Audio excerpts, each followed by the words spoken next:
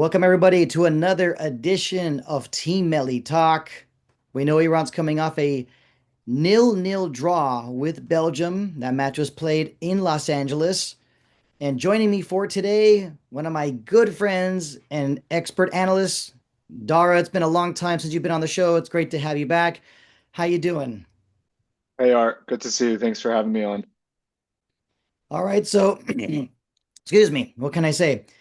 Being at that game yesterday, there was opportunities for yelling. Unfortunately, there was a goal that was called back. I was planning on getting to that a little bit later, which of course we will. But I mean, in general, though, answer this for me.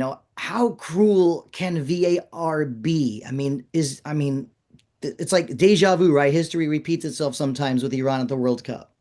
Yeah, really frustrating. I had to like text my friends who were watching on TV and not in the stadium to ask them if it truly was offsides, and even they were like, "It's might be by like a centimeter," and that's like truly what it even looked like when, they showed it on the screen with like the automated and visual kind of picture of where Taremi's body was in relation to the Belgian defenders. So it was very, very slight. I personally hate those calls. I feel like if your feet are behind the or not behind the defender, it should be allowed. But I guess that's just, the rules are the rules. But it is frustrating. Yeah, look, my voice is a little shot. It's like I'm able to say that my voice got shot for nothing, right? But, let's just move past it. Starting from the basics, right? The starting lineup. When we look back at it, definitely an interesting look presented by Amir Galinoui, right? When you had the three center backs in there, Nemati, Khalilzadeh Kenani, then we had Hadsafi and Hardani as the wing backs. Then you look at the midfielders basically, right? Mohebi and Rezaian on the wing, Ezatolahi and Godus playing midfield, and then up top it was Taremi. When you saw that starting lineup, what was your initial reaction? I was very pleased. I really liked that starting lineup. I thought how Gallinoi came out and where he was putting specific players, like for example, Reza Yan in a little bit more of an attacking role rather than the defensive role, was something I really liked. Um, I thought it was most important for us to make sure that we came out with a lineup that would give us some confidence that we weren't going to concede a lot of goals, and him playing five defenders obviously indicated that we weren't going to be playing an open game like we did against New Zealand. And I was a little worried that he might do something along those lines. It was a very big relief for me when I did see the starting lineup and see how he was set up because again, having our players play an open game and going 1v1 versus the likes of Lukaku, Trossard, Kevin De Bruyne, all their kind of star-studded players, it would have been able to get out of hand and get ugly fast. But we didn't. He came out with the right approach, the way that I would have wanted to see us come out. And I thought the way that we approached the first 60 minutes of the game was really strong. And it was logical. So I was happy with those first 60 minutes. And when we talk about the tactics, what the game plan was, I think it's very clear from what we saw. It was that everyone, we knew Belgium would be controlling the ball with their very good ball movement. They have a lot of talented players, like you just mentioned. So the plan was, they're going to have that possession. But when they got to the final third of the pitch, and especially the penalty area, that's when it became take away as much space as possible, sacrifice your body. And it was also hounding Romelu Lukaku. Clearly, they learned from their mistakes against New Zealand for how they did not do a good job against Chris Wood.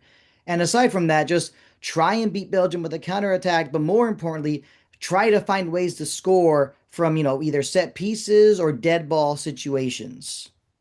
100%. And that's the way you're going to give yourself, I think, the best chance to take points away from Belgium was doing exactly what you just said.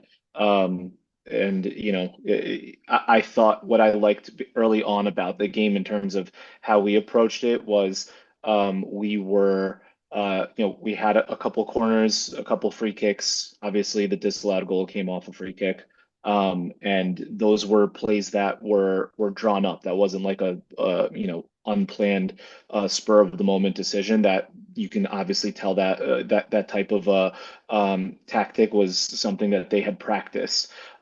So all that to say, I think the way that we came out and approached the game was spot on. And that's realistically the way you're going to give yourself the best chance to win when you're playing a team that has a very significant talent gap between yourselves and them. The obvious now man of the match, of course, no debate whatsoever. Ali Reza Bayronvan was brilliant. I mean, there's so many other words we can use to describe his performance. And look, anyone who's been watching Team Melli Talk for a long time knows that I have not been a huge fan of Amir Galanoui, but this is that moment for me to say this, that, there's a lot of people that have been a little bit, that have been criticizing Baron Van for some of the goals he's let in now and then. But this is where lots of praise needs to be given towards Galanoui because clearly what he sees in training sessions is that he sees who his best goalkeeper is, and I'm pretty sure he doesn't even need to think twice about that. Yeah, 100%. I mean, I owe him an apology too about that because I also was not a fan of Baron Van for the last 2 to 3 years. I thought really ever since the 2022 World Cup, I personally felt that his form year over year was dropping. And, this is where experience matters. He's been in those situations before in those high pressure games. And, from a mental standpoint, which as a goalkeeper, it is, I would argue, the most mental position there is on the pitch that you need to be very mentally tough and strong and ready and sharp for. And so I think we saw a lot of that experience that Baron Van has, prepare him for those situations that he was in. And he made the most of it. So definitely kudos to Kyla Nui and Baron Van for making sure that they both show that it's the right decision for him to be trusted. And another player I need to really, really compliment is Shoja Khaliozadeh because he did not have a good game against New Zealand, but this game, he just looked, it was like night and day. He was sacrificing his body, he was in the right place at the right time. You could just tell he was so determined. And I'm, really proud of him for how he played. Definitely. Also, probably we can say he's the most scrutinized player in the entire roster. And I'm probably one of the loudest people on X or Twitter, bashing him all the time. So I owe him an apology. I would love nothing more than to be proved wrong on a consistent basis. But yeah, yesterday he definitely proved his haters wrong. He had a really, really strong game, and hopefully we see more of that from him. But yeah, he was really locked in. He won all of his, almost all of his 50-50s that he was involved in. And he looked like prime Shoja that we were used to seeing in his Sepahan and Persepolis days. So was very, very happy to see that.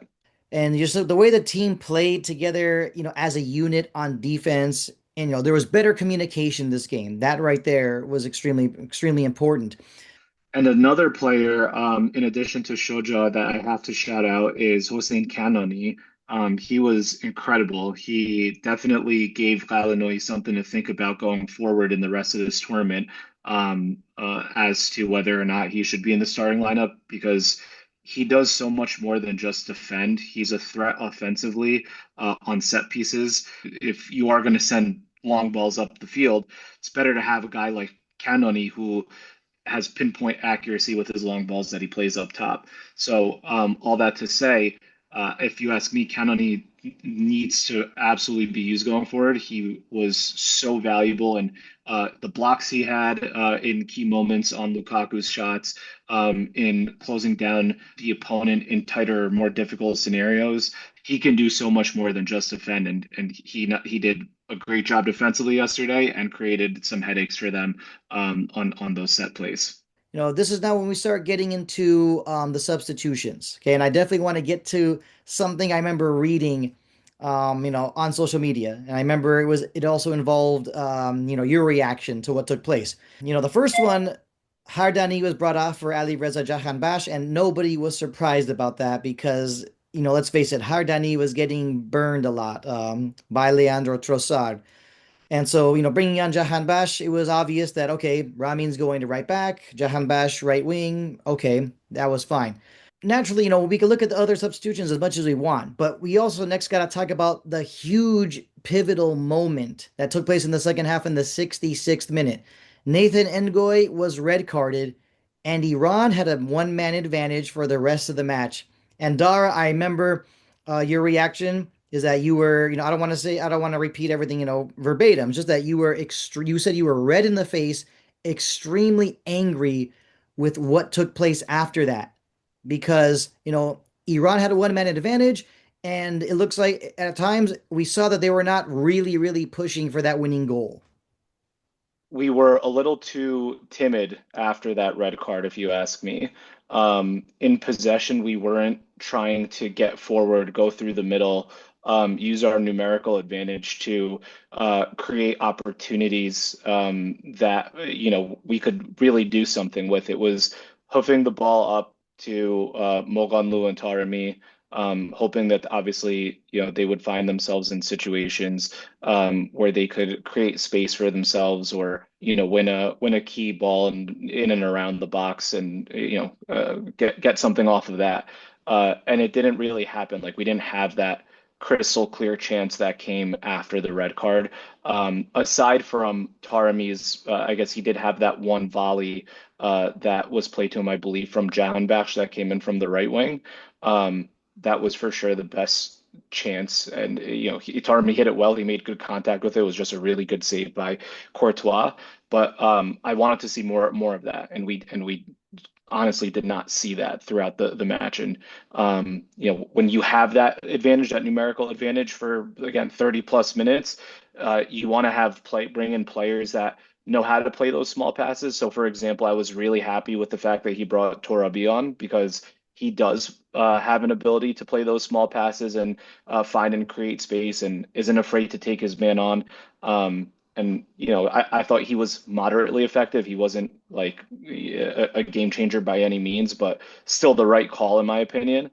But I would have really liked to see Razornia or Eckert, some of those guys who haven't gotten a chance yet, but we've seen in their club performances how they are able to do those things that we would have needed at that moment in the game. And just briefly going over the substitutions once again, like we said earlier, Jahan Bash came on for Hardani, Milad Mohammadi came on for Had Safi. You mentioned Torabi, he came on for Mohebi. Moganlu came on for Godus, and also Amir Hossein Hossein came on for Saeed Ezatolahi. We look at the formation and the personnel on the field about how Iran looked after all those substitutions. I think you got some people were scratching their heads saying, well, you know what? You brought on Hossein Zadeh, you also brought on Shahriar Moganlu. It's basically like, okay, what happened to the midfield? I mean, yeah, I'm sure you get what I'm saying. 100%. And that's exactly what my where my issue is with the approach is that we were just simply trying to the strategy was to almost aimlessly send up long balls and hope that you get something out of it. That strategy again for that amount of time, I'll allow it and be okay with it if it's the last 6, 7, 8 minutes of the game and you have very aerially dominant forwards over defenders who maybe aren't the best at protecting long balls, um, protecting against long balls. That's not the case. Moranlu has not been effective in any of his Team Melli performances, period. That's a fact. You can use any statistic, and you will see that he has not been able to do anything that is noteworthy for the national team. So where I get red in the face is the fact that you have a guy who plays in one of the biggest clubs in Belgium, and knows this team definitely better than a guy like Mogan Luaz, who's barely played outside of the continent of Asia, aside from his one season in Santa Clara. So he's playing against a level of competition he hasn't really been exposed to. and you're not giving the nod to the guy who, has either played against some of these players, played with some of these players, and really just knows what he's up against. And he would have been better positioned to find that little bit of space that we needed to create that chance to really kind of obviously give us, an opportunity to get a goal and get the 3 points. Next up for Iran, a huge clash with Egypt in Seattle. And when we take a look at the standings of this group, Egypt is obviously top of the group because they defeated New Zealand 3-1. Ironically, they fell behind 1-0, but they answered, with a lot of force. Goals from Zico, Mohamed Salah, and Trezeguet. So a 3-1 win, that's huge for them. Now, this may sound like a strange question, Dara, or, it's, let me just go ahead and say it, is that for me, I'm really thinking that Egypt might be a little bit more difficult than Belgium. And, if someone wants to, raise their eyebrows and wonder what I'm talking about, I'm basing this on the fact that Belgium was just, moving the ball around, trying to get the ball to, to Lukaku. And it seems like they were just making too many extra passes. They were lacking those really crucial touches in the final third of the pitch. I really think Egypt could be more difficult because of the way there will be some more free flowing movement of the ball. And, they're not going to be playing the same style as Belgium. What's your take on this? Spot on. I fully agree with you. Um, in its own ways, I think Egypt can be more dangerous. And more specifically, when you give their very, very quick, agile players up front, Zico, Trezeguet, Salah, any of those guys, if they're one-on-one with a guy like Shoja or a guy like Nemeti, again, who has not experienced that level of competition before, it does make me a little worried, and we're going to have to play a little bit more open against Egypt because I think we will naturally have more confidence playing against them. So my concern is that I don't want that confidence to come back and backfire us. I think in a way it did against New Zealand. I think we came out like looking very, very confident. And as soon as we got forward, we got caught sleeping, and we paid the price with conceding a goal early-ish in the first half. So I don't want that to happen against Egypt because if it does, they're gonna be a tougher team to break down and get goals against in comparison to New Zealand. So all that to say, my hope is that we come out something I would say between the way we came out against Belgium and how we came out against New Zealand. I think we need to come out somewhat cautiously, feel things out, and try to build out attacks from the back to your midfielders, obviously from your midfielders, creating chances through the middle to Taremi. That's how you're going to make the most of your man up front. So I do hope that we approach the game with the right mentality and not thinking that, we're gonna walk over them the way that we kind of did against New Zealand. So I do hope that we come out strong, sharp, and confident, but also with a little bit of caution, knowing that Egypt has a lot of quality and they can catch us sleeping the same way New Zealand did. Getting closer to wrapping up this edition of Team Melli Talk. Real quick, I always like to bring up the players to watch. For me, my obvious ones, let's just say, I like to use that round number of three. Uh, for me, the obvious ones, right? Mohamed Salah. The other one, Omar Marmoush. If I were to pick that third one, it's tough for me because Egypt has a young 18-year-old who plays for Barcelona's B team. His name is Hamza Abdel Karim, and he's already come off the bench in both matches for Egypt. But you know what? A player I think who's looking very dangerous right now has got to be Mustafa Zico. And yes, I know he scored. He scored one of the goals yesterday. And you know what? He's interesting to me because he's in his late 20s. He just started playing for Egypt earlier this year. And you know what I'm getting at with this, and that is, Amir Galanoui has faced criticism before for, giving chances to these guys in their late 20s, sometimes even their early 30s. But sometimes, if you got a hunch about a certain player, and you like the way they're playing, you like their form, you've got to go with them. 100%. I don't think that age should be the end all be all. If you have a player that fits your system and fits what goals are, what you're trying to accomplish within your team, totally makes sense. And yeah, Zico, he obviously had like a great goal against New Zealand yesterday. So he's definitely somebody else that we would have to watch out for. The third player, though, for me, out of after Marmoush and Salah that you mentioned.